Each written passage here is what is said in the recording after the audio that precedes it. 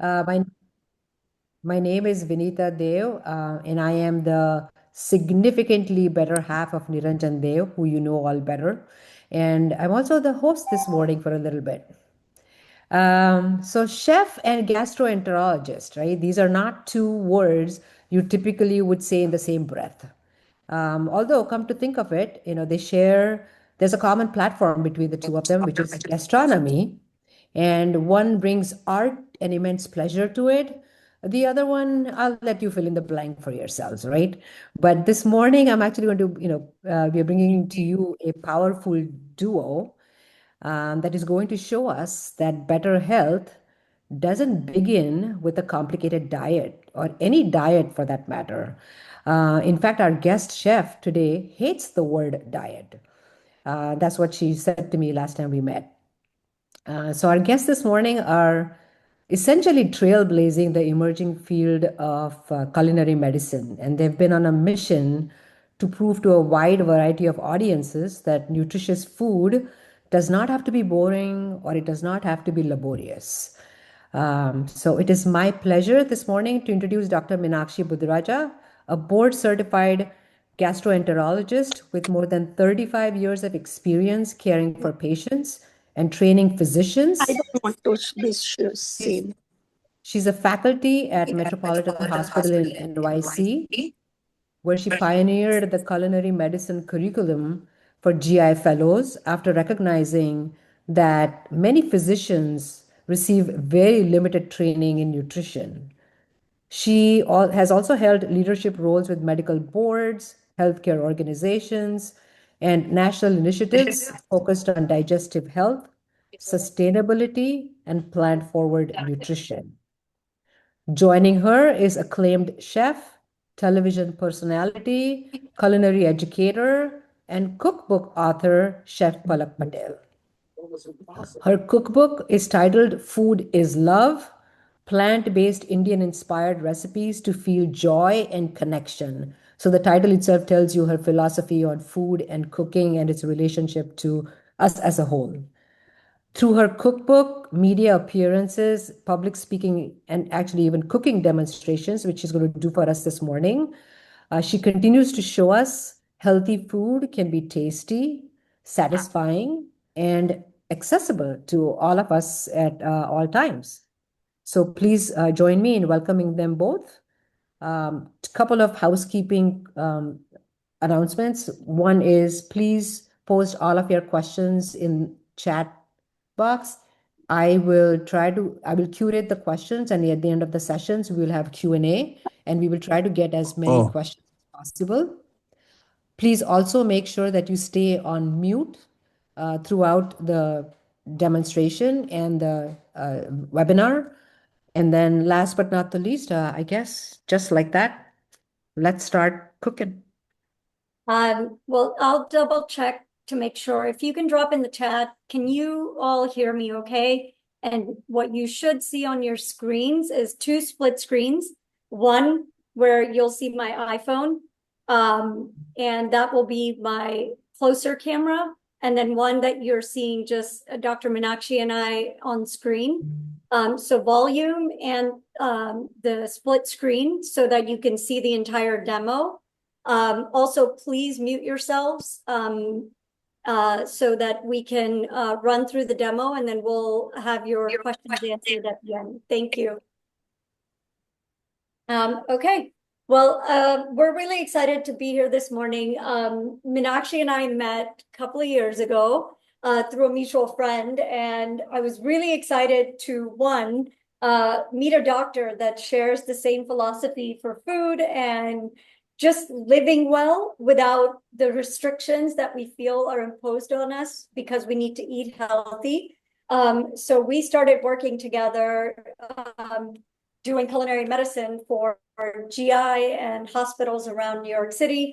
And I'll let her talk about that a little bit. But it's just been fun to, one, understand the science behind a lot of what doctors will tell patients, and then to translate that into something delicious, something practical, something people can touch and feel and taste as a chef. So to me, this is a dream come true about working in a hospital system without going to medical school. I'm sorry, mom and dad. I didn't finish pre-med because of organic chemistry, but nevertheless, I do have the privilege and the pleasure of working with doctors like Dr. Meenakshi, and yeah, so it's been fun, and we're excited to share a lot of fun things with you this morning. Thank you, Palak. Can you still hear me? Yeah. It's a little, okay. My story is that I'm from Arkansas, well, originally from India, from Punjab. And I practiced in Little Rock, Arkansas for almost 35 years, a solo GI practice. And I noticed that people were getting sick from what they were eating. No surprise there. And so I think Palak knows this. I joined the culinary school as a teacher of chefs, and I found out that they were trained in the wrong way. They were trained to create disease. So I introduced the healthy food curriculum at the culinary school in Arkansas, and I moved here in 2-3 years ago full time, and I met Palak. And so when I started working at Metropolitan, I introduced the proposal that gastroenterologists who are in training should know a little bit more about food than they already do. And that has been a major success, and we've already done 4 events tailored just for gastroenterologists. For example, cooking a Mediterranean diet, gluten-free diet, and the connection between the gut microbiome and fermented foods.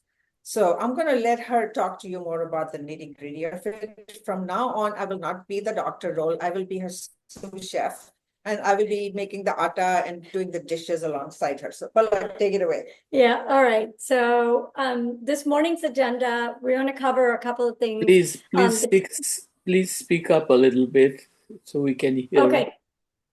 Let me move the... Yeah, increase the volume. Yeah, it's on full.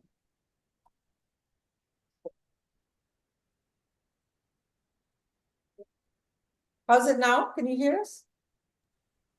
I speak pretty loud, so this should be... Is it loud? I can hear, but it's kind of soft. Just increase the volume a little bit. It's on full volume. Are you having trouble hearing me? No, you are coming out loud and clear. Yes, you are coming Needs out to loud. dial back in. Okay, Yeah. thank you. All right, so let's kick it off. I had an opportunity to chat with the team beforehand in preparation to figure out what we're going to do this morning. And the fun task that I got was, hey, Palak, can you please make healthy recipes that we already, or we eat these recipes, can you make them healthy? And so this morning we're going to do a couple of them. And my goal right now is to, one, keep the traditional recipes the way that you know how to make them. But I'm going to show you a lot of healthy swaps. Sometimes it's going to be changing the ratio. Sometimes it's going to be adding things or omitting things, but all the while keeping the kind of integrity of the recipe. So the first one that we're going to do is idli. Now, I love idli. It's a long, laborious process to make idli from scratch. You have a lot of rice. We have a lot of lentils. So we decided to make healthy idli. And idli, normally, the ratio is like 3-to-1 for the rice and lentils. I've got a fun way to be able to make idli without all of the rice. And if we know anything about rice, and we'll talk a little bit about how to take care of the glycemic ratio of the rice when we eat rice and carbs in general. But we're going to use oatmeal. So I want to show you a couple of grains, and then we're going to talk about how they're included into, starting with oatmeal. So everyone is mildly familiar with oatmeal. You probably know it in that goopy form from when you go to cafeterias or if you eat oatmeal. The great news is oatmeal is very vanilla. It can be added and seasoned the way you like it. You're going to see oatmeal in 2 forms. This one is steel cut, and I'll bring it closer. Steel cut, and then this is rolled oats. what this means is rolled oats are further processed. When the oatmeal grows on a plant, there's the husk that comes on top. They feed it to cattle. Then the very first process is this. They take the grains and they put it through a steel thing, and that's what it looks like. It's cut through a steel mechanism, which is why it's called steel cut oats. These are amazing. When you look at the nutritional label behind rolled oats and steel, they look the same. But when your body eats both of these, this one that has been cut right after it's harvested is way better for your body because it slows down the digestion. And so either one is good. Rolled oats are obviously easier, more readily available, and a quicker cook time. So what I did is I changed the ratio in the idli to, normally you can make a quick idli with rava, which is rava or semolina. There's tons of different kinds of wheat products. So this is the semolina, only about a third of a cup. And then I put some oatmeal in there. The other trick that I'm going to show you, and this is I don't usually like a lot of gadgets, but this one is the one that if I ever recommend anything for everybody that's busy and you don't like chopping, you don't like cooking, but you know you're supposed to eat vegetables, I want you to look at this. I'm going to put a link after the demonstration to give you PDFs of the recipes and a lot of the tips that I'm talking about. But this is a chopper. And the reason I like this chopper is incredibly fast and it's very, very powerful. So let's take a carrot, for instance. Now, if you're going to cut it, maybe if you're fast and you're a chef or your grandmother, you're probably cutting carrots at a relatively fun and fast pace. This machine takes less than 5 seconds to disintegrate this carrot.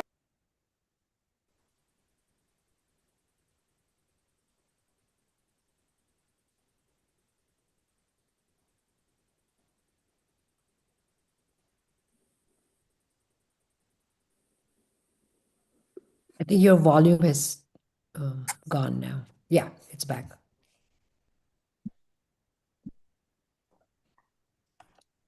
Okay. I was complaining to Palak that I don't have one of these, so she's going to give it to me after this demo. $15. It's not an expensive device, but watch it. Done. This is magic. So you see all of the carrots and you can go even finer. Now, the beauty of this is when you're making something like an idli, you don't have to necessarily just stick to one vegetables. In this, I put zucchini, I put peas, I put cabbage, I put broccoli, and I put a little bit of sweet potato. It's your idli, you can do whatever you want. For me, the vehicle of just eating vegetables has to be in a familiar form. The seasoning is pretty traditional, depending on how and what you put into your idli. I did ginger, I did hing, and then I put some chili just to spicy it. And then I put salt. Meenakshi's gonna put the baking powder or Eno.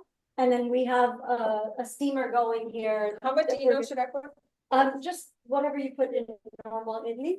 And then we're gonna just steam the idlis like we do. This recipe I created for my cookbook, and I made it in ramekins. If you don't know what a ramekin is, it's like American like dessert thing that looks like glass, and it's about this big. You can put it inside of a steamer, like in a plate.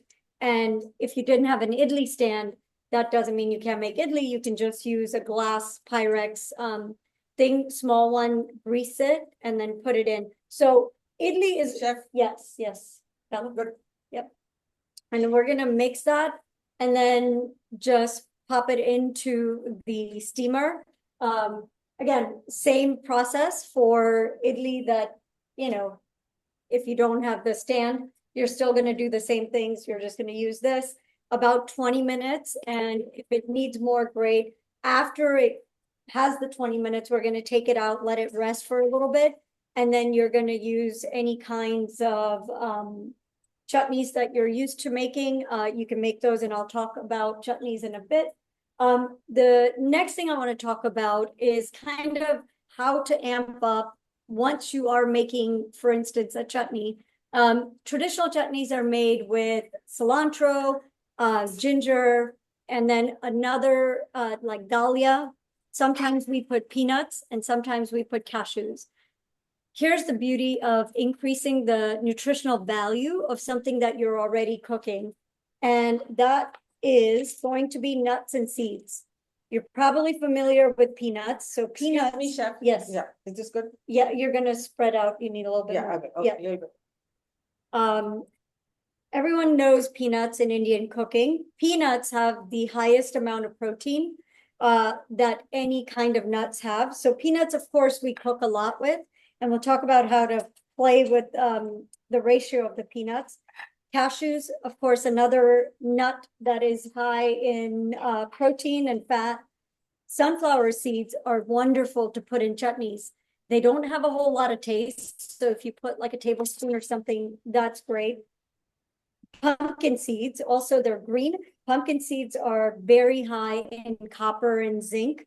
And then two other ones that I want to show you for omega-3s. This is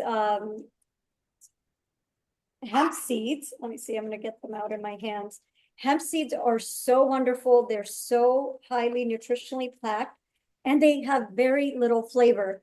So anything that you're cooking, it doesn't matter, chutney, dal, khichdi, you can just sprinkle like 2 or 3 tablespoons. You'll barely taste it, and that's what they look like.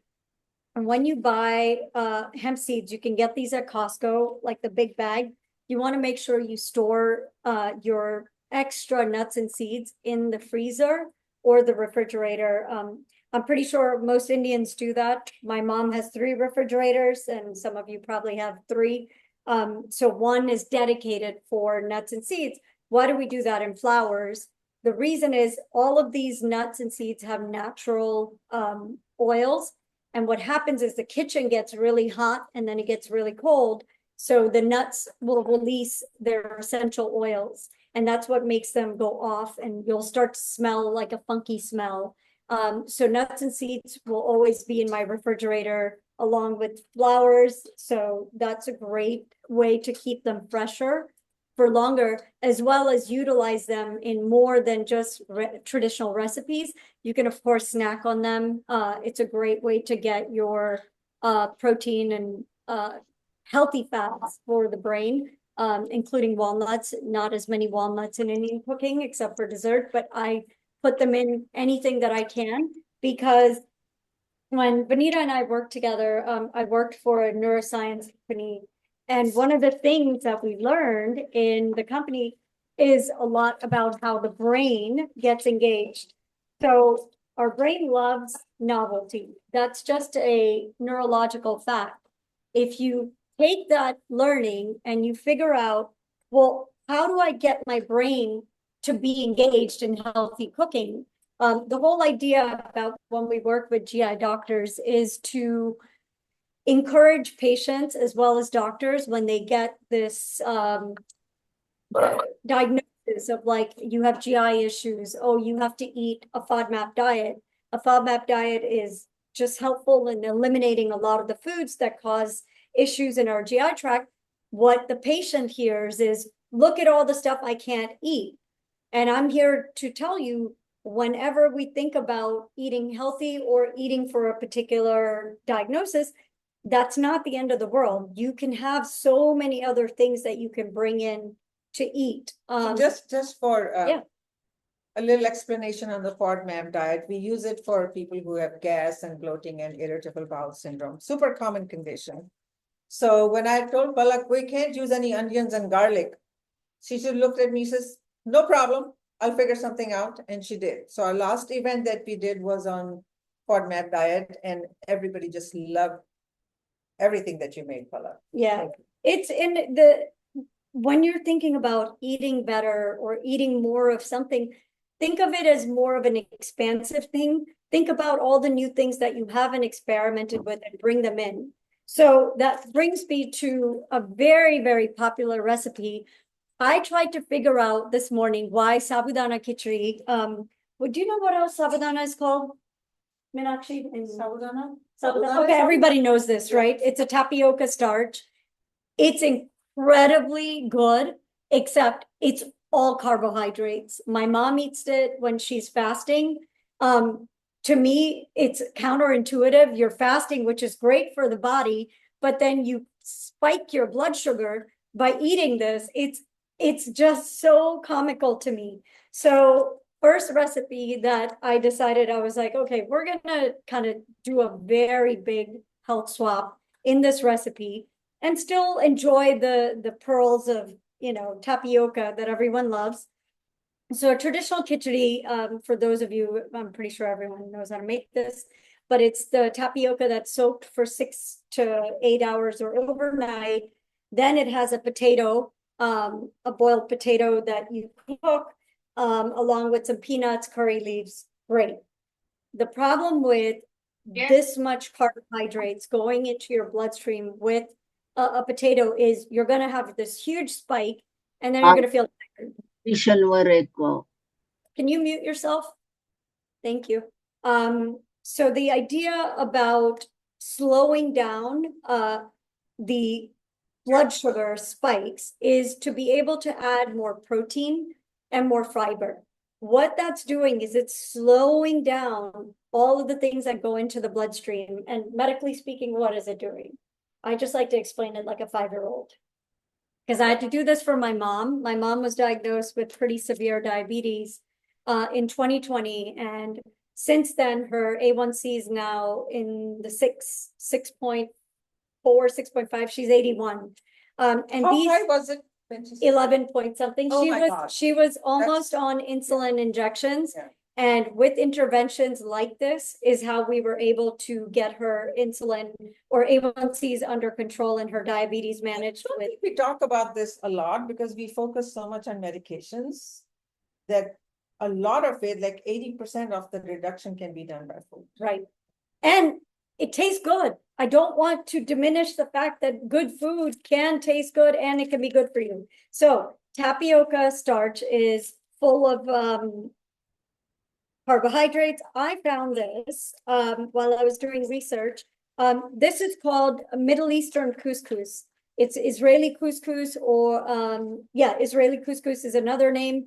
It looks just like the sabudana. The difference is this one has 7 grams of protein for 1/3 of a cup. This is 1/3 of a cup, okay? So when you talk about adding fiber, so this has 7 grams of protein and 3 grams of fiber.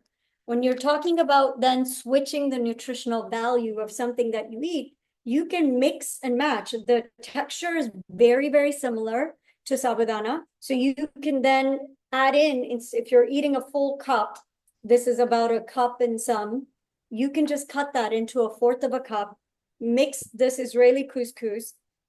The other thing I want to talk about, there's research that I'll send kind of the clippings of it, but there's this understanding that when you cool down, when you cook a starch, like a potato, chickpeas or rice and beans, what happens is when you cook it, you refrigerate it, meaning you cool down the actual food, and then you reheat it, it's actually better for you. And all that's doing is there's starch in all of these things that I talked about. Those starch come unravel whenever you cook them. What the cooling process does, it coils them back up very tightly together. And what research has found is that when you reheat it, they don't uncoil, which means it, back to that going into the bloodstream, it slows down that sugar from going into your bloodstream, and the carbs become slower, if that makes sense. Now, So Palak, leftover rice is good. Leftover rice is great. Right. The caveat for rice, it's mixed reviews. However, basmati rice is better than short grain rice, and it does need a full 24 hours. When I read this research, I thought, great, like what an amazing way to spend time meal prepping when we're busy, cook all of these things, cool them down, So not only is it better for your schedule, it's better for your body, and you save a lot of time. So we're gonna make this kitchen, and I'll Meenakshi, can you do the tempering for this one? You'll just do a quarter of this and then this. Now for the potato, yeah. Cumin. So while Meenakshi does that, I'm going to talk about the potato part of it. So now, and then the curry leaves are right here. I've cooled this potato down. We can use it if we want to, but I want to encourage another, yeah. Cumin. Yeah, that's fine. I want to encourage another two things that we can add to sabudana khichdi, three actually. Beets, golden beets are very, very naturally sweet. So if you make something spicy, you can kind of cool down the sugar part without adding sugar by adding something that's naturally sweet. So beets, golden beets are yellow. They're very sweet. They're very good for you. And a fun thing, I actually cooked this beet in a paper towel wrapped in the microwave, and it took about 4 minutes. You can start at 3 and then increase up till about 5, but about 4, depending on how big your beet is. You're just going to take the kitchen paper towel, wrap it, throw some water on it, and put it in the microwave. And you can cook a beet in no time. And then the same way you can do a sweet potato. So we're going to add to the sabudana khichdi some beets and sweet potatoes. And then remember I mentioned the peanuts that have very, very high protein. We're going to do peanuts in 2 ways. I've ground up some peanuts right here in a blender. So it's a powdered form. The powder will then coat each one of the starches. What's another thing that helps your body kind of have less spikes of sugar is when there is protein that's involved. And so if you're coating the carbohydrates in protein, which is the peanut, it slows it down. So the body gets the protein first before the carbohydrates. And then we're also going to do some peanuts. You can do cashews if you want in here. The novelty of the brain about having texture is it loves finding new things. So crunchy things, spicy things, sweet things, soft things with, yeah. So we're going to put in the tempering, and I'll show you lots of peanuts, lots of cashews, some curry leaves, and some cumin, which is all Indian, traditional Indian things. So again, I wanted to keep to the recipes that you already know how to make, but just adding some new ingredients. A quick note about this Israeli couscous. It only takes 8 minutes to cook. You're going to see the package instructions wherever you buy them.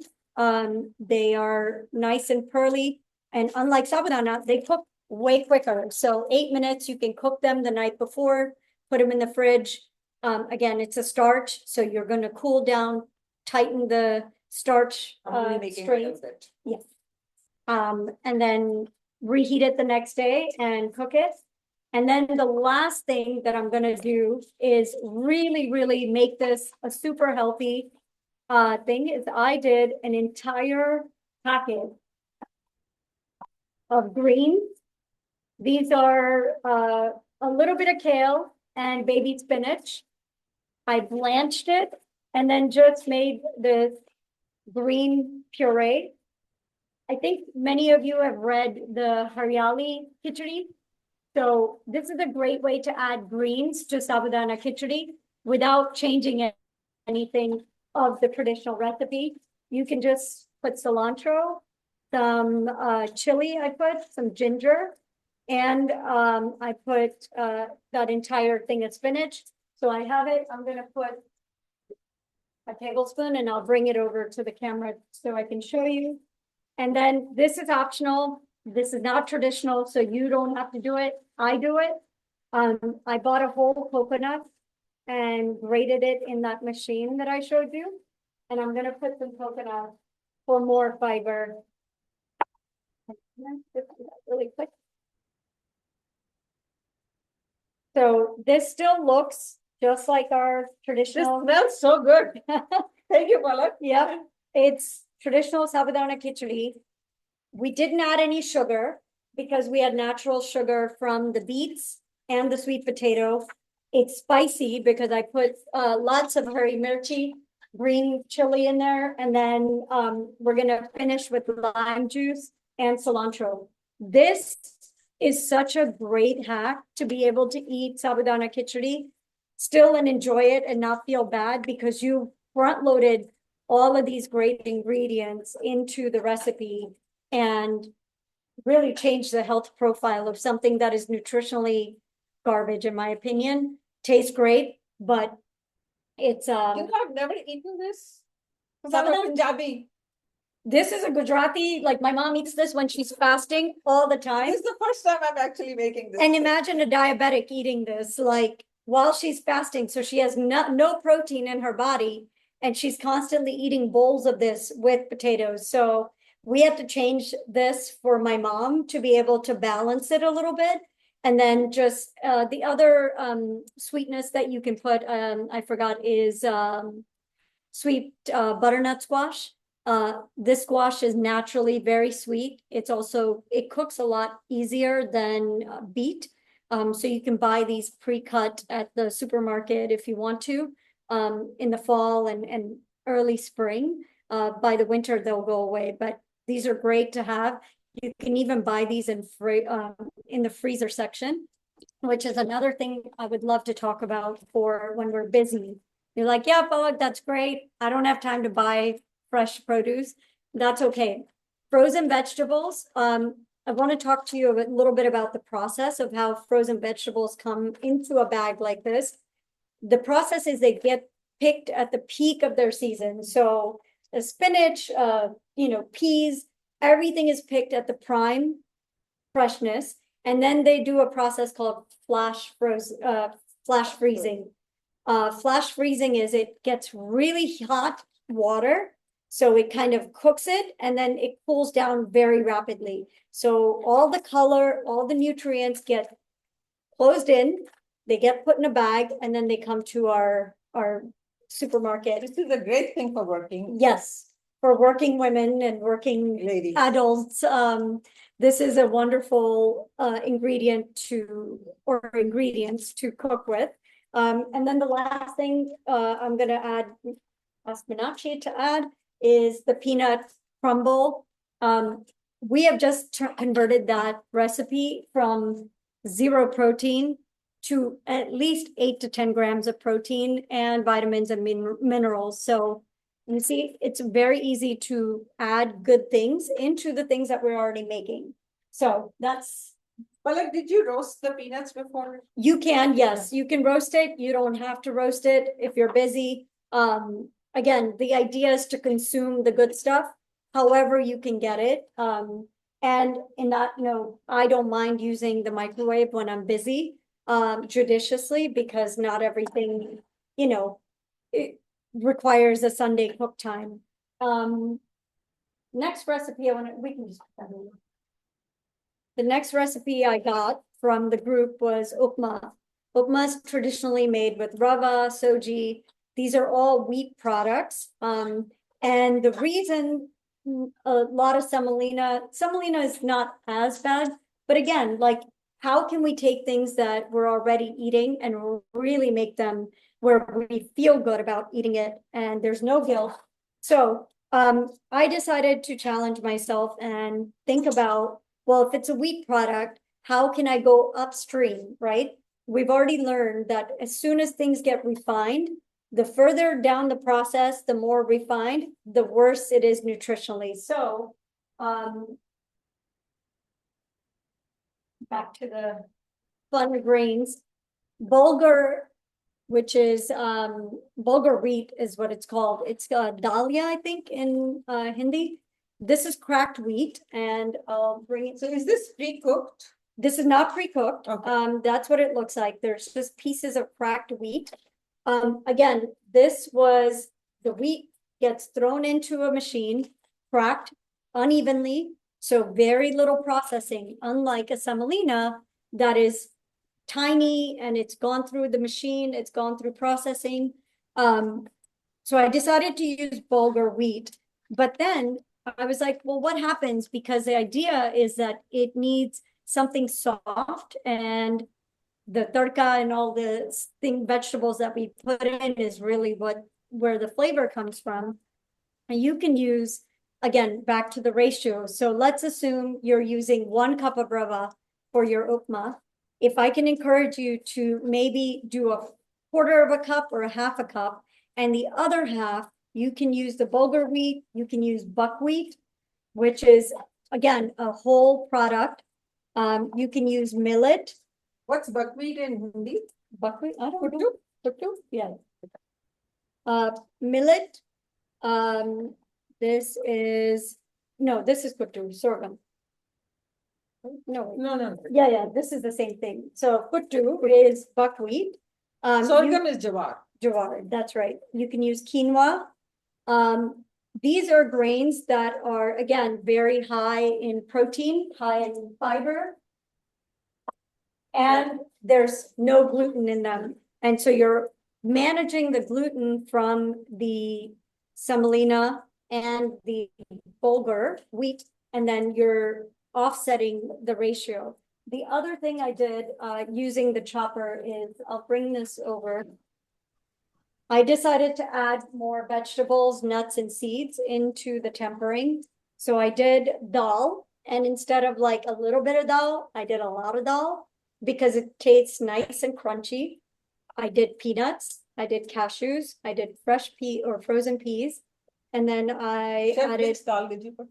I did the yellow little one, mung dal, and urad, mung and urad. Could you put other dal? Like You can chana? put any dal. The only caveat, once you put the dal in, make sure that it gets nice and toasty and it cooks. Otherwise, it's going to be kacha. It'll be very rough on your teeth. So make sure that it's cooked. The other thing you could do is you can soak it a little bit, 10-15 minutes max, and then you put it in the tadka. So it's not fully cooked. It's not going to disintegrate, but it won't hurt your teeth. And then I put carrot. You can change, the ingredients in here. Cauliflower has no taste, actually. So if you did just a tiny bit of cauliflower, again, sometimes you only have to eat about a tablespoon to 1/3 of a cup. In the entire mix, you're not going to taste it. As my mom says, if you put salt and mirchi, everything tastes great, especially with this. We have so many flavors that you're not going to miss. So I've already toasted I ground it up into, in a blender. You can also, you can use a small blender, a high pressure blender, and then you just toast it until you can smell, the thing, and then coat it with all of the things and put water and cook it until it's the consistency you like. The, green. What's the proportion of the water? Because these are different grains, you're gonna use at least 2 cups or 1 to 2 ratio. Okay. You may need more depending on what grains you carry. Oh. And keep in mind, because these are not fully gluten, they're gonna take more time to cook. You can also do this in the Instapot on a low pressure thing. The other technique that I've seen my mom do is she will put the spinach puree that we made, and she can make a green upma. You don't have to. You can also do a beet upma. Again, let's put it. Okay, let's put I it. want She the says, green. doctor says, let's put I want the green upma. Here we go. Thank you. Yep. Palak, can I pause you for a Yeah, 2 seconds? I want to. Yeah. Thank you. Japan? Yeah. Timing by. Yeah, please proceed. Thank you. Okay, great. All right, great. So that's 1, 2, 3 recipes, right? Yeah. So now we're gonna do something fun, which is roti. Meenakshi is gonna demonstrate because she made me the most incredible aloo parota. That's the only thing I know because I'm a Punjabi, so I can do paratha. Not a Uh, problem. This recipe is, again, intended to increase the nutritional value of roti. So when my mom was diagnosed, one of the first things we started playing with is atta, because again, we have roti, she has roti every single day and rice. So in the rice, she started putting quinoa. In the roti, you can actually put maybe half or 2/3 of atta, and then the other third you can put or other fourth you can put sorghum flour. It works just fine. Now, the amazing way to increase, supercharge your roti is add silken tofu. If you haven't seen silken tofu, it's Asian. You can get it at the supermarkets. You don't want the The hard tofu. side. Yeah, tofu comes in for increments, I guess, 4 different types, I should say. So silken tofu, which is very silken, it's like water. That's what we're using. I just pureed it. If it's really good silken tofu, you don't even have to do anything except you open the packet and you're going to use the tofu in, I'm going to have you move here so you can just go under the camera. You can use silken tofu in lieu of water because it is primarily water.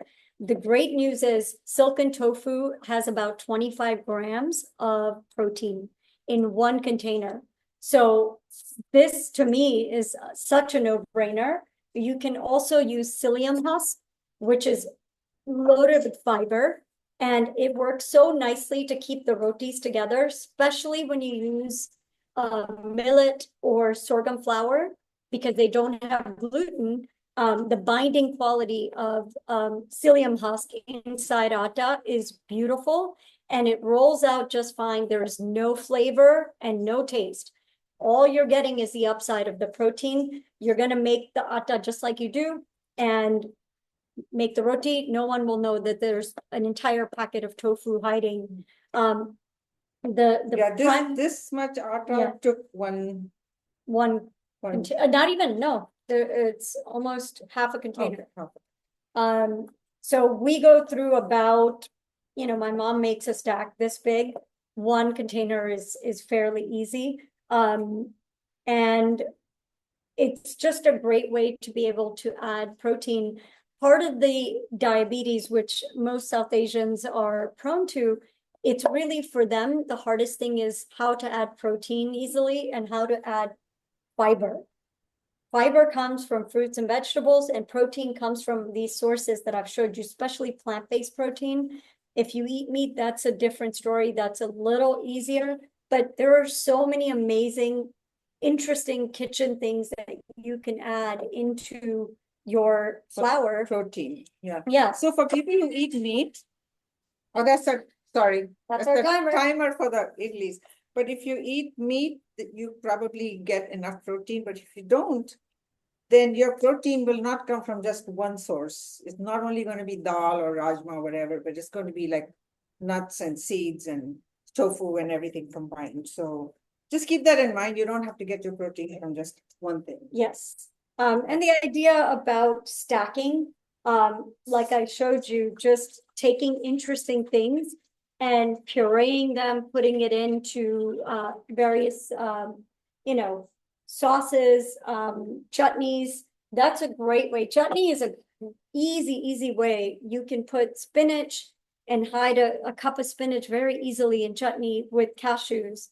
And as long as the salt and acid are there, it balances out everything and it looks green to the visual eye. You can't really taste the spinach. So these are great ways to be able to increase the value of everything. And I think we'll pause here. We're going to make the roti, and then why don't we open up for some questions, and then when the roti's done, we'll show you the idli and the roti.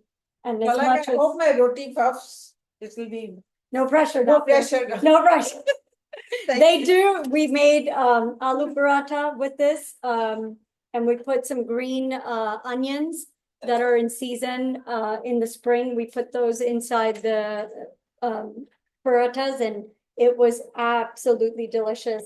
One thing that I want to show you, this is also a little machine I have. This is the blender I use because if I don't have to do a big amount, I pureed a sweet potato in here.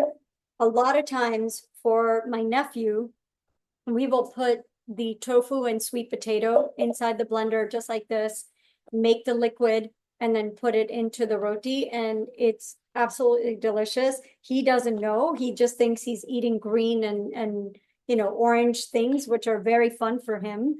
And meanwhile, we're sneaking vegetables into his food very, very easily. A lot of the times with those of you that have kids that want to kind of come into the kitchen, the idea is just to have interesting things just in a bowl. If they're small children, if some of you are grandparents, the way that Montessori schools teach children about is that they'll give them a faux cutting board. So both my nephews and my niece, they have their own cutting board. They have their high chair, and we just leave a thing of vegetables like this. And then we just ask them, even if we don't need the help, we'll say, can you cut something? When they cut a pepper, inevitably, when we're not looking, they will pick it up and they eat it. My nephew eats pretty much every single vegetable, or at least he's tried it. And this is the idea of exposure. It works the same way for adults. If you're exposed to something, when you look at it, when you cook with it, it's great. Now that we have all these vegetables, the last recipe I want to talk about is I'm Gujarati, so we have a vagarli khichdi, which really means a stir-fried vegetable with khichdi. So in like a traditional khichdi, you will have dal and you will have rice. Gujaratis have completely doctored the vagarli khichdi, which means that anytime I make khichdi, it's front-loaded with vegetables and nuts and seeds. And then I add in maybe a half a cup of lentils and a quarter cup of rice. This will help make the khichdi very nutritionally packed. So the things that I have put in, and a hack that I do is I will take all of the vegetables that I want to put into a khichdi. I will cut them to size, and I will Ziploc into a bag and put them in the freezer.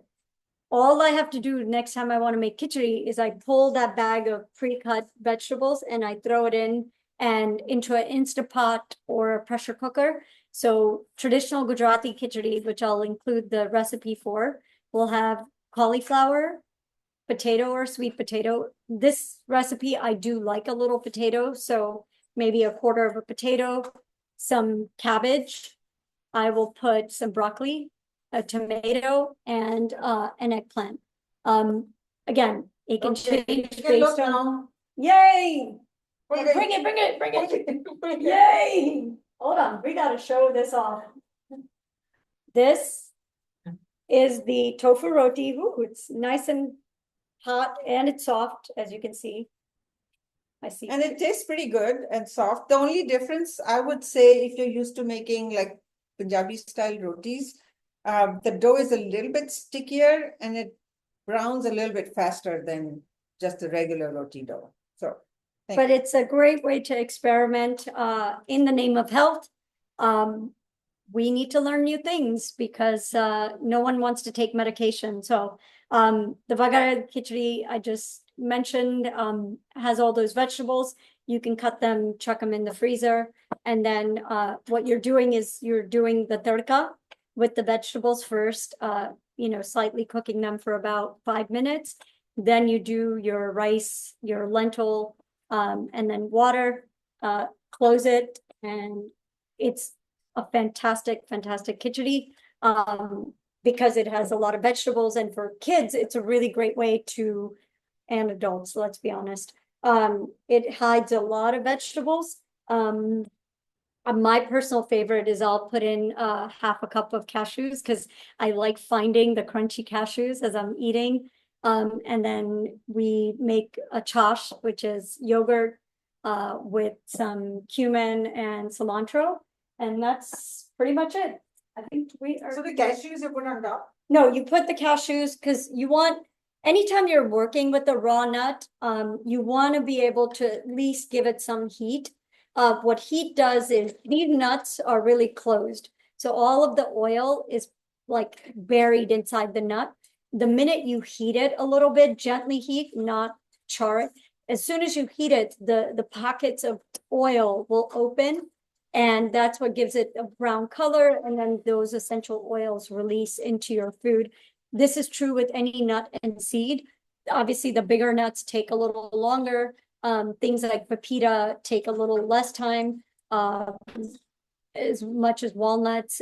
So you just need to experiment with the type of nuts, but a little heat is very, very helpful. So I'll stop here and I'm going to show you this upma.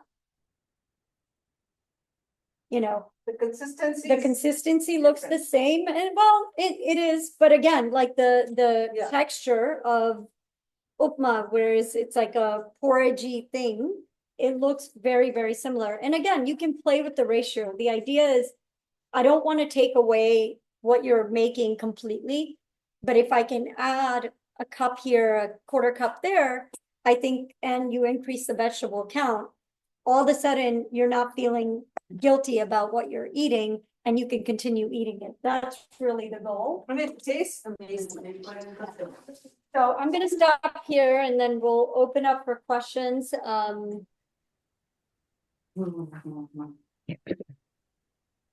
Thank you, Palak, and I'm sure there'll be more questions coming in, and thank you, Dr. Meenakshi.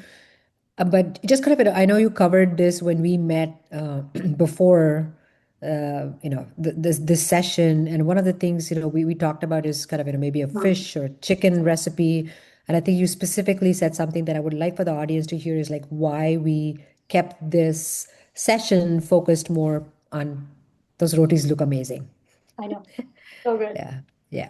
That's so why did we choose Yeah. the plant forward recipes? I'll let the doctor answer and then I'll tell you my answer. We have really good evidence in medicine that plant-forward or plant-based diets are the best for human health. Not only human health, they're best for planetary health. So it's unlike what the guidance says from the USDA, because they just came out with a pyramid with beef on top. That is just not true. So, you know. So we have like really good medical evidence that the less meat you eat, the better it is. And so in India, we've actually been on the cutting edge of this. We have a great sustainable culture that we have sustained our population up until recently without importing a lot of food. And so our practices have tradition built into it. And the more plants we eat, the more whole foods, the more whole grains, the more whole lentils, it's better for our health. Yeah. You can eat meat for taste or for just fitting into society, which is kind of what I do. I'm mostly plant-based, but when I go out, I don't make a big fuss. I eat whatever is available. But also it's based on compassion as well, compassion towards animals. And we don't talk about that, but our culture is based in nonviolence. So why are we violent towards animals? So to me, that's a great important point. So Paula, what do you think? Yeah, so from a culinary standpoint, I'll show you my book in a second. My philosophy on, I'm not anti-meat. I want to be respectful of the way people eat. My big aha moment was that people just don't know how to cook vegetables well. And of course, in India, we are eating sabji, various kinds of sabjis, but the reality of like someone like me who's,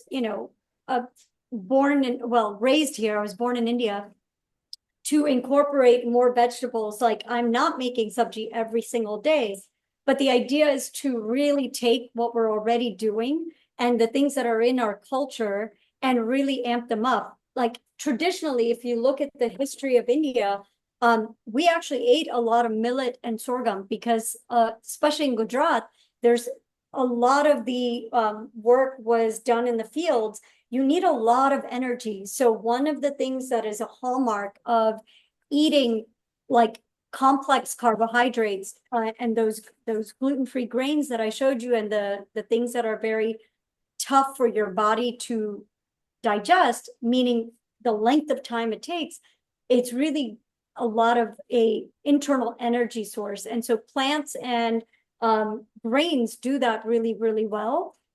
And I think you just need more of them to be able to meet your protein, goals. But I just think like we have so much available to us that tastes wonderful. Why not lean into the vegetables, the nuts, the legumes, and all of those things to be able to have a well-rounded. And by the way, these are way less, they're cheaper than a piece of meat or a piece of beef. So when you're thinking about sustainability for the planet, sustainability for the pocketbook as well, we work with a lot of patients from a particular hospital where food costs they do matter. A lot of them are on the government subsidized Food food stamps. stamp. Yeah, so SNAP. the second event we did was Palak cooked from the farmer's market that is based in the hospital, and we cooked. And for those of you who don't know, people on food stamps, it's only $10 a day. And so we came in under budget. Yeah. We cook, well, we put fish. So Yeah. yeah, And again, we have to meet So- people where they are. That's I never want to not have the conversation with someone and be respectful. A lot of people, meat was their culture. That would be like somebody coming in and telling me, don't eat rice. I would be highly offended. That is my culture, right? So I think we need to be a little sensitive around what it is, but then be very cognizant about the medical research as well as like nutritional emphasis on the foods that we know work well for the body and are going to prevent you from taking medication down the line. Like, I think it's a win-win. Here's the idli, by the way. Yeah. So I should tell you about Palak's foray into gluten-free. So when we did the gluten-free event, Palak experimented with a recipe to make a gluten-free bread. And that has become a thing now. Palak, you want to talk to them about how your bread was born? Yeah, we were doing a gluten-free event where, kind of like how I had that grocery store that I just showed you, we set up a mock grocery store for the GI fellows with one primary focus is to expand their view on how many different kinds of alternative grains there are. And once you know them, and then we put about 80% on the menu, and I was tasked to create a bread. Well, I wanted to create a bread. So I did a gluten-free millet and sorghum bread that we're just finishing up kind of the formulation, because the whole idea is you should be able to bake bread that is better than bread at home, that is nutritionally packed, because when you look at gluten-free bread in the market, it's void of any kind. It's just potato starch. It's got sweet rice flour, no protein, virtually no fiber, because they're trying to make it look like regular bread. And I think that's doing a disservice to bread in general. And so we just decided to use the grains that I know from my grandmother, millet and sorghum, and create a very nutritionally packed bread with pumpkin seeds, sunflower seeds, psyllium husk, flaxseed, so your omega-3s, and protein and fiber. And all you have to do is add 2 tablespoons of olive oil and your choice of 2 cups of milk, and you bake. So yeah, that's. Tell them about the grinding part. Oh, that's right. Let me show them. Yes.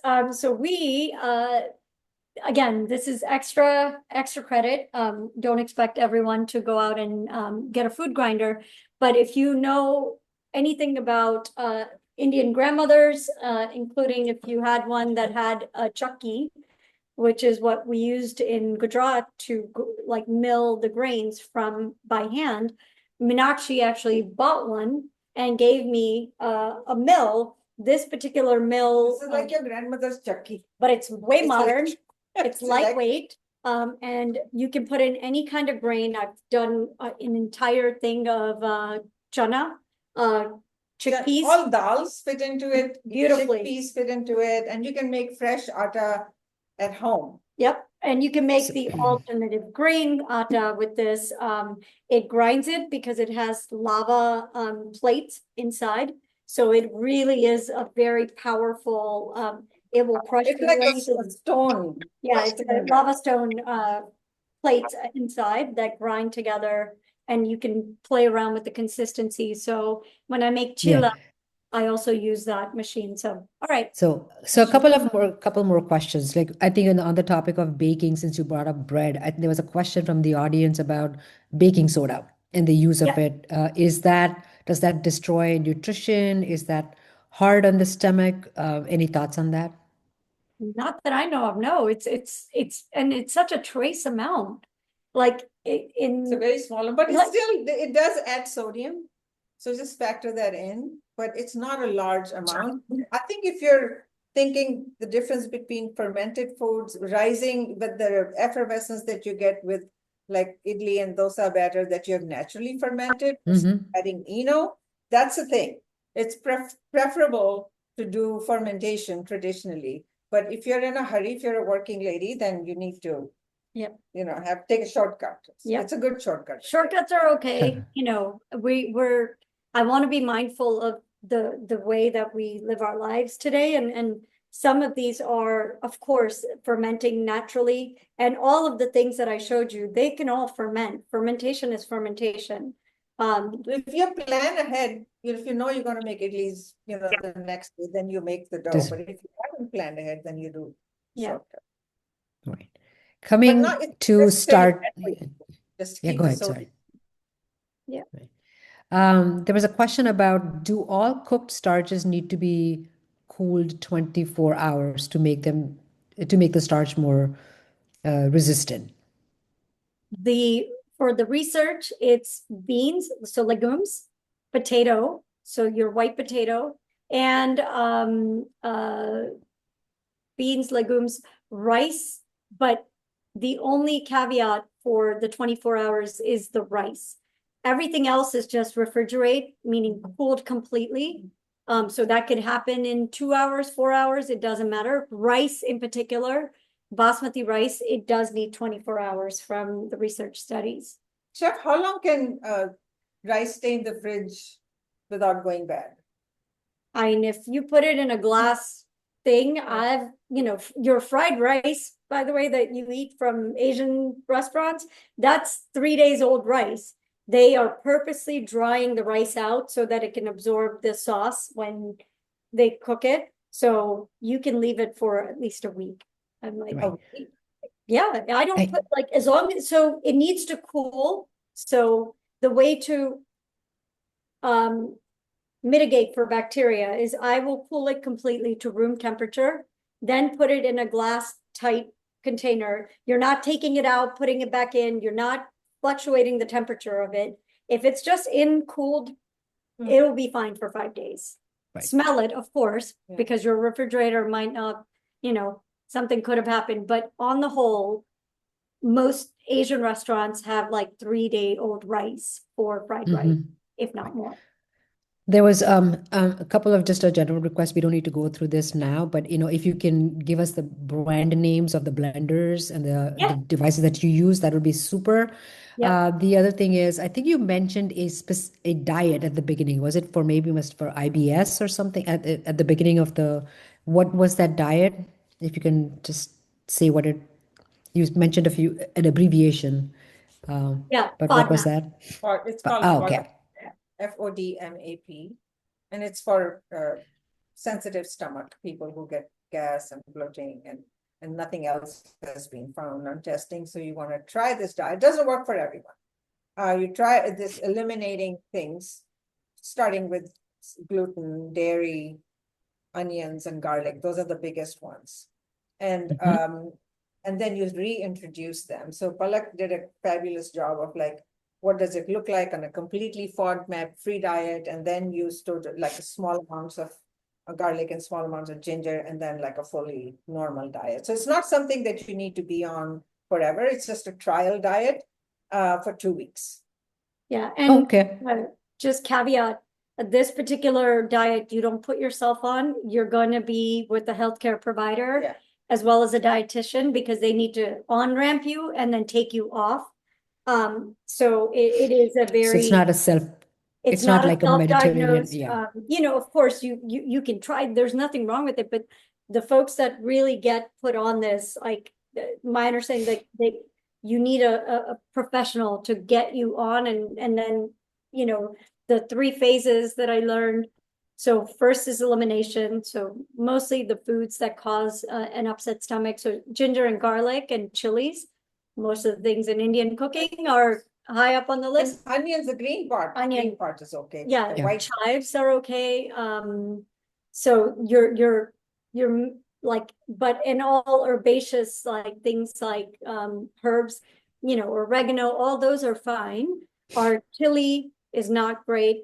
Cumin is okay. Coriander powder is okay. So the idea is you completely eliminate any of those that upset the stomach. Then you reintroduce. So this is where the dietitian and the doctor come in play, where you will say, okay, I can reintroduce this in limited quantities. So it's a very specific way to on-ramp and off-ramp. And then the last one is the customization. So let's assume your stomach is, you know, very reactive to mangoes, for instance. You wouldn't know that until you've gone through with the dietitian. And so your customization plan may be, hey, a whole mango is not great, maybe cut it down to a quarter of a mango, and that's kind of what it looks like at the end when you customize it and you've identified what is really causing to. That's great to know. Yep, you talked a lot about nuts. Now the question is roasted nuts, soaked nuts, like what's better, or it doesn't matter as long as you eat nuts. Yes, on all the fronts. Eating nuts and seeds, seeds included. Seeds are cheaper than nuts. They're all great. What you want to go for when you purchase is you want to get them raw. So raw meaning they've done nothing to it. It comes straight in a bag. This is raw. Then you can control if you soak it. So if I want to make makhni, dal makhni, without using cream, I'm going to use cashews. Why? Because cashews are naturally fatty and they are a natural thickener. So like when you do heavy cream in the dal, you can use cashews. So you want to get the raw ones, keep them in the fridge or the freezer, as I mentioned.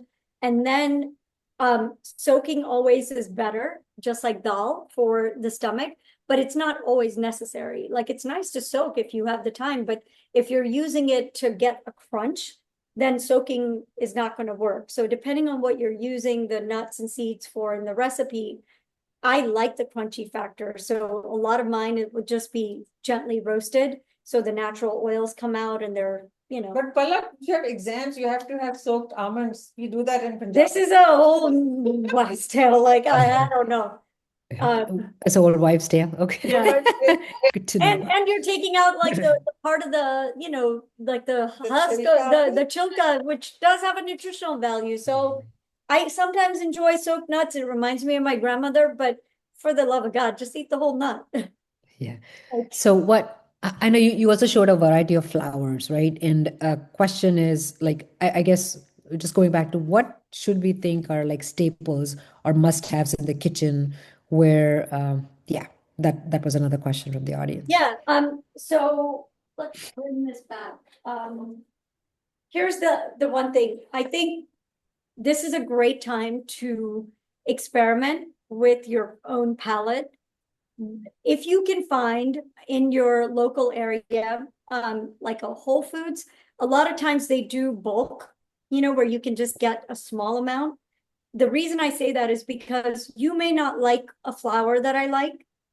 But all of these, by the way, are in every single grocery store across America. Yes. So oatmeal, don't buy the flour. If you have a blender, I would recommend you get like a higher speed or even the NutriBullet, like one of these. Just make sure that it can grind through and or then buy oatmeal flour. I really like it. But oatmeal is great. I've been using a lot of millet. This is, again, whole millet. At the Indian store, they have millet flour, jowar, and then sorghum. We don't have any sorghum, right? No. Okay. And then the other one that's very vanilla. So some of these do have a little bit of a taste. Quinoa. Quinoa is very good in like rice. So every time we make rice, we always include like a quarter of a cup of quinoa. It blends right back in the background. It has no flavor, no taste. All of the, to give you per serving, so a fourth of a cup. And it's a great idea to read the back of labels of things. 6 grams, so a fourth of a cup, which is not a lot. I could eat a fourth of a cup in a salad. So a fourth cup, which makes about 1 cup, like when it's cooked, is 6 grams of protein and 3 grams of dietary fiber. So this is one of the few grains that is a complete protein. Yeah.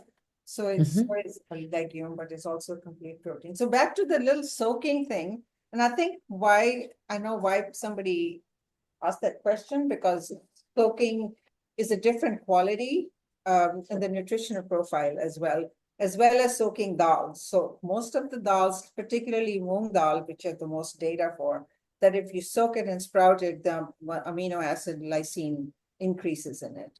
So if you're looking at it from that nutritional standpoint, you're amping up the nutrition, then yes, eat nuts that are soaked, especially dals, you should always soak and discard the water. Yeah. So there's place for everything, but bottom line is just eat your nuts. Yeah. And So the soaking, sorry, the soaking also cooks or reduces the cook time. So again, like things that you start the night of, and then the next morning, clean the water, start with new water. It's going to like just be a lot faster for you to cook. And then I also throw in cauliflower and or broccoli in my dal. Cauliflower particularly, it's mild, flavorless to a certain point. And if I'm cooking dal, I'll just throw it in because I don't want to cook it separate. It just goes in the dal with tadka and it's great. So switching gears and going back to meat eating, right? So for those who eat, whether they like it, eat it for protein, or there's a question about, obviously kind of a meat makes you feel fuller, whether because that's the diet you're used to or not, but how do you kind of, compensate? How do you accomplish that same effect with a slightly more vegetarian diet? Yeah. Back to that point of when I started this conversation about slowing down like the digestion process. So things like the steel cut oats, everything that the body has to work longer to process, it makes you feel full longer. So satiation is based on the things that we just showed you that take a long time for the body to do its work. And that's what makes people feel full for a long period of time. And the good news is, like, you can actually eat a little bit more on a plant-based diet. I've never heard of anybody dying from eating too much broccoli and cauliflower. No, also and that's important. What Palak mentioned is because you need to eat less if you're eating meat, because you get everything you need from meat. But if you're plant-based, you just need to eat a lot more. So a lot of my friends who want to switch to a plant-based diet, their portion sizes remain the same as the meat, but they don't realize that they have to eat a lot, large amounts of vegetables and dal and rajma and things like that in order to compensate. So if you have a very poor appetite, if you can't eat that much, then maybe it's better for you to continue to eat a little bit of meat alongside to keep up your nutrition. You cooked a few things, and you talked about tadka quite often. Oil versus ghee, and if oil, what oils would you recommend? We were anticipating that question. Yes. So oils are kind of controversial. There are some physician groups, Plant Powered Metro, for example, that don't use any oil. and my personal philosophy is to use as little oil or fat as possible as you need for the dish. And the kind of oil that I use, it depends on what I'm cooking. Palak, what do you think? Yep.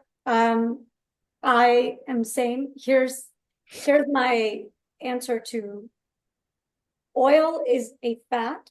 Fat makes you feel full. It also adds flavor. So if I'm trying to get you to eat all the right things and they don't taste good, you're not going to eat Yeah. them. So like, I just, I'm not talking about eating, like glugging 4 cups of oil into your food. Everybody should use some oil for flavor. Now, we have tons of different oils that I want to quickly talk about. Oh, there's an extra virgin. Oh, that's all right. And like Meenakshi said, use, what you need for what you're cooking. Of course, Indian ghee, like there is a lot of nutritional value to ghee. It is delicious in a lot of recipes, including like biryani and tadka. You're not using that much. And if you're really like wanting to cut back, I sometimes mix olive oil and ghee together. This is a great tip, by the way. You don't have to use just one. So ghee you can use for the fragrance, and you can use a healthier oil like olive oil for bagad. Yeah. And mix them together. And the reason olive oil is healthy is because they take the olives, they press them, the extra virgin olive oil, the virgin part is where there's been limited processing done to that olive for it to squeeze out the olive oil or squeeze out the oil out of the fruit. And so that's why extra virgin olive oil is known for its health benefits because limited processing. And it tastes great. A lot of Indians maybe don't like it. Yeah, well, how do you feel about that masala and tadka and olive oil? I think, I give a lot of credit to my palate because I think everything is new until it becomes however. But I realize I'm not going to change my mother. So we've just adjusted the ratio as I talked about, because we have a couple of variables we can play with. Another one is like corn. Corn oil is great. It has a high smoke point. So when you do tadka, you're not going to burn the oil. The high smoke point really just means the oil is structured. All the molecules are structured in a certain way, like in this one. The minute the heat gets really, really high, those structures they denature. And so some oil, like corn oil, is really made with that in mind so that it can take a lot of hot heat without unraveling and breaking down and really becoming. Is corn the traditional Indian? I thought peanut oil. Oh, sorry, more. corn. I thought that was peanut in my brain. Yeah. Peanut oil. I don't like corn oil. Yeah, so On the corn. label. This came from her kitchen, so I use peanut at home. I just bought it because the bottle fits. So in you're, my- Yep. so everything that you said was about the peanut oil, which Yes, is sorry, Yeah. not corn. I thought Peanut oil is it's traditional to us, and right. Yes. and it's for deep frying, which I'm sure none of us do deep frying every day. But when you do deep fry, peanut oil is Yes, great. peanut is great. The other one for Asian dishes and some Indian things, if you're using sesame, my mom puts sesame in sabudana khichdi. I just tell her to add a couple of, drops of sesame oil just to amp it even more instead of regular oil, because it gives the same flavor. We talked about olive oil, mustard. No, where's the We mustard? didn't talk about mustard oil, my favorite. Yeah, mustard oil. Why aren't we using more mustard oil? For whatever reason, the US doesn't allow, you can only find it in Indian stores. However, mustard oil is wonderful. It is pungent. It does have a smell. And if you're not used to it, it's a little hard to incorporate. But back to cutting the oil with one oil with another to dampen down the pungentness. Yeah.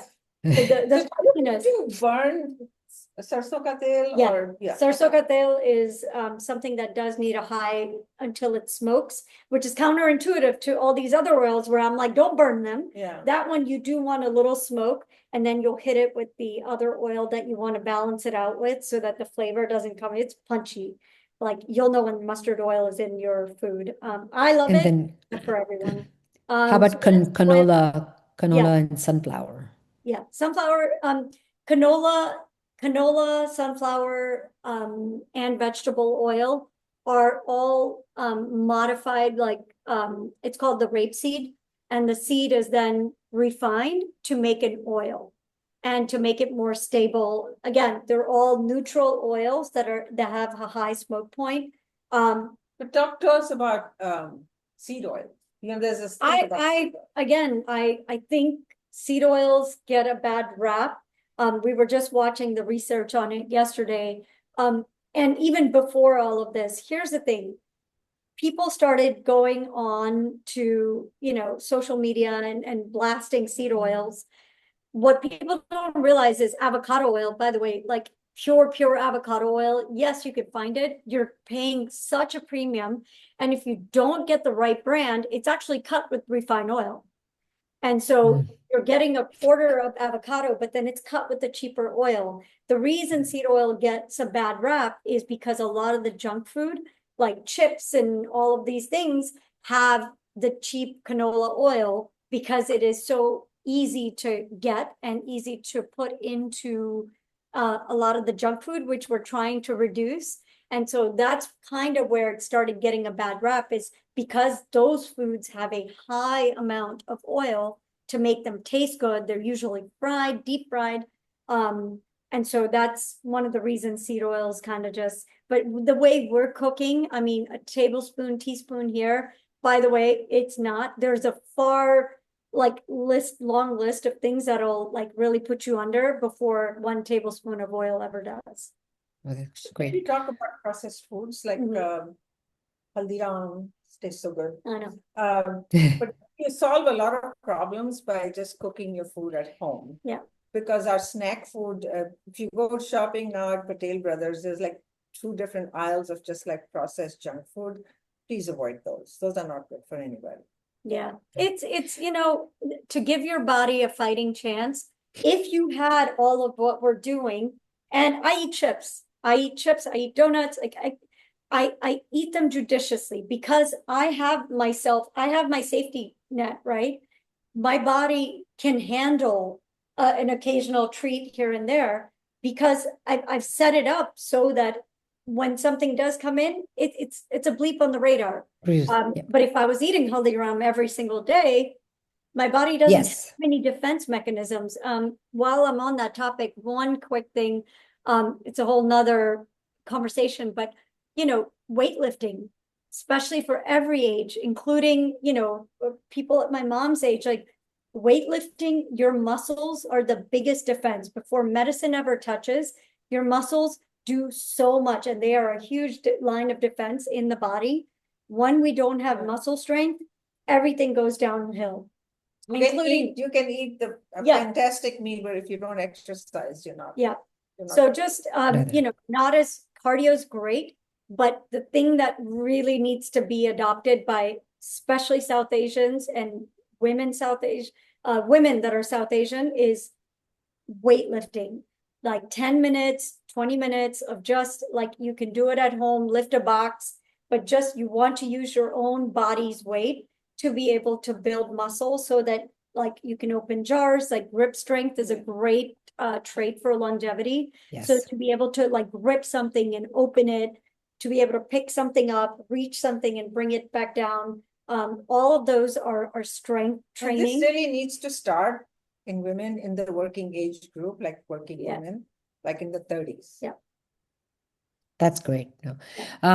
Just a couple of questions before we wrap it up. I do want to cover my favorite oil, which is coconut oil. Yeah. So would love to get your thoughts on that. It's not like we I'm have that cooking here. everything in coconut oil, but Not in here, but okay. Good, Yeah, bad. Okay. Yeah, coconut oil is, so again, coconut oil comes in that same 2 ways that I mentioned. The coconut, this is the coconut, fresh one that I bought. The first press on it is going to be a virgin, which is this one. It says organic virgin coconut oil, which means no processing apart from getting the oil, natural oil out of the coconut. And then, yeah, this one's a virgin. there will be coconut oil that says refined. Now, as soon as you start going through the process with food or oils, the more downstream you go, and the more health benefits you're losing. Because So, you're trying the refining is happening so that the oil stabilizes and doesn't break for two reasons. It can have a longer shelf life, as well as it doesn't break when you do high heat cooking. Either is fine. Most people don't like coconut oil, like outside of the South Asian culture, because of the strong flavor. it does If you have a like the flavor. flavor, by all means, use the oil that you like. I rather have you cook vegetables and grains and all these delicious things that we talked about. That is your defense to that 1 tablespoon of oil that you're going to use. So don't buy into all of these like crazy, headlines that you read. And don't eat fried foods every day. Yeah. Occasionally. Yeah. Occasionally, So, everybody needs it. We're humans. and quinoa, there was a question in quinoa, I just realized, is it like toasted, roasted, versus does it always have to be cooked with water? Or is it Yeah, okay to? great question. Okay, so I'll talk about it in two ways. If you're talking about Indian cooking, don't toast it, roast it, because again, if you're using it to swap ratios, you want it to be vanilla. I need it to be in the background like an app that runs. I don't know about it. It's just hidden in things and we don't care. It's in your atta, we don't know it. If you're now using it like in chaat, if you're using it in salads, if you're using it in some interesting way, toast it. Toasting brings out a natural like nuttiness into the quinoa. And then you can cook it with water or you can cook it with vegetable stock. It's going to give it more flavor. Again, because it's so bland, you can cook it with anything and then it'll take on the flavor of, and then the secondary thing that usually American restaurants do is they'll cook it, cool it down completely, add oil, and then put it in the oven and it gets it nice and crunchy. So back to that texture, you want to encourage the brain to love texture. And it's like, ooh, I like this. It's crunchy, salty, savory, spicy. So But look, it has a little like a soapy taste to it. So do you need to wash it? yes, wash everything. Yeah. What like when it got into that package, you don't know if there were like critters in that factory. You don't know if like the machine had something like, dust like storm happening through the vents. I don't know. Wash all the Wash grains? everything. Wash all the grains. That's good to know. Yeah, like That's it. wash anything that comes home in a bag and Yeah. obviously. And I know your book covers a lot of desserts, right? So do you bother making desserts healthier? Do they need to be made healthier? Could you just? It depends. I don't have a particular sweet tooth. I recognize that people like desserts. I'll give you a couple of like easy ways to add natural sweetness. This is a big like thing with diabetics and even the plant-powered medicine folks. Dates. So raw dates, like medjool dates, are very good. And natural sugar, again, it's not going to spike it. It takes a long time for the body to like release that sugar into the bloodstream. So dates are wonderful. Natural sweetener, bananas, overripe them and then put them into a dessert. I use a lot of cocoa, cacao, which is a limited processed chocolate. It comes from cocoa beans. And so I'll put that with the banana, some avocado, a little sea salt, and maple syrup if you really want to go into, so sugar is usually my last resort. If I'm going to sweeten something, I'll start with the natural, then I go to maple, and then I'm not opposed to sugar, so I'll use sugar when I need to. But Indian desserts are so sweet. Yeah, but this is when like back to like if you're gonna make like a kaju katli, control, you can reduce the sugar. Like if my mom tells me like, oh, it's 1 cup, I go 1/4 cup. And then I'll like add as I need it. But it doesn't need it. Does it have Like, to be sweet? Yeah, use your palate and you can always add, you can't take out. I know we are at time but questions keep coming, so maybe we Yeah. can follow up with you. I don't want to kind of encroach upon both of your Yeah, I time. mean, if there's Uh, a big question, I'm happy to take one or two yeah, more. but I guess the question was more about, erythritol and monk fruit sugar and all of those other sugar alternatives. Any thoughts on that? Go ahead. I don't know. I don't like Oh, them. I've never used those, and I'd recommend not using the synthetic sweeteners, because they haven't been tested in the way that I would like for them to be tested. They're just tested in the way that it doesn't raise your blood sugar, but we have no idea what it does to the rest of your body. Long term. Yeah. Okay. And then I think so we as like like I said, we brand names of all the Yeah. devices you include, mentioned, including your Chucky, Meenakshi, though, which we actually saw, and yeah, I think I love should my get one It finally. changed my Yes. life. Yes, we both have it. What I will do is, as a follow-up, I'm going to send around a comprehensive PDF. The PDF will have my essential tool, like the Ninja chopper that I showed you, the cutting board that I love, which is non-toxic. I already have just like 10 essential things that I love for the kitchen. I'll include that. We'll include the Chucky now and the brand and links, hyperlinks for them, as well as the And recipes and recipes, including for the bread, because I know Yeah. you talked about the bread, but the recipe. With that, I'm just going to thank you again. I don't know how many more times I can say that, but extremely informative session, both of you. I'm going to turn it over to Alka Pai of Club 55 to wrap it up. Thank you. Thank you. Thank you very much, Palak and Dr. Meenakshi. Very educational session. I'm sure, I'm speaking on behalf of 165 people who had signed in. Wow.